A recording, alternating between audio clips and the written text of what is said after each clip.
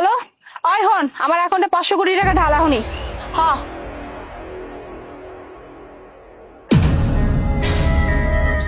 ছোট লোক ফকিন্নি, তোর সাহস দেখে তো আমি অবাক হয়ে যাচ্ছি। হ্যাঁ, আমার এত দামি গাড়ির উপরে তুই কিনা এই ময়লা বস্তা রেখেছিস। শোন, ভালো ভালো বলছি, তাড়াতাড়ি বস্তা নামা। এই সেমরি, তুই কি আমারে কইতেছিস এই কথা যে আমি গরিব ফকিন্নি? হ্যাঁ, আর তুই তুই কি? হ্যাঁ, আর তোর এই গাড়িতে যে বস্তাটা রাখছিস, কি তোর গাড়ি ক্ষয়ে যেতেছে? কি এমন দাম এই গাড়ির? হ্যাঁ, এই গাড়ির দাম কত? আমি তোকে বলতে যাবো কেন এই গাড়ির দাম কত? আর এই গাড়ির দাম শুনে না তোর পায়ের তলের মাটি সরে যাবে, বুঝতে পেরেছি?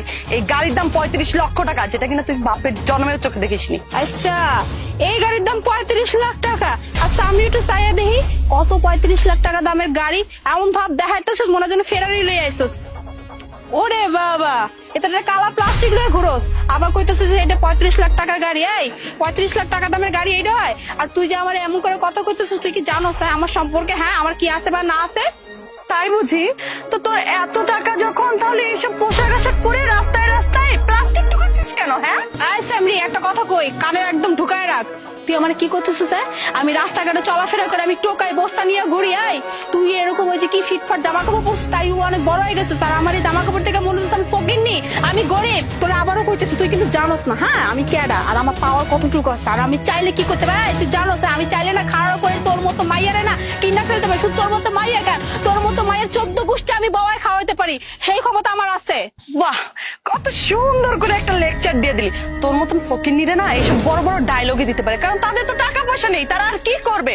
শুন, তুই যে আমাকে না, সরি আমাকে না, আমার মতন 10টা মেয়ে আমার গোষ্ঠীকে বসায় যদি খাওয়াইতে পারিস, আমার তো মনে হয় তুই আজ পর্যন্ত 1 প্লেট ভাত নিজে পেট পুরেও খেতে পারিসনি।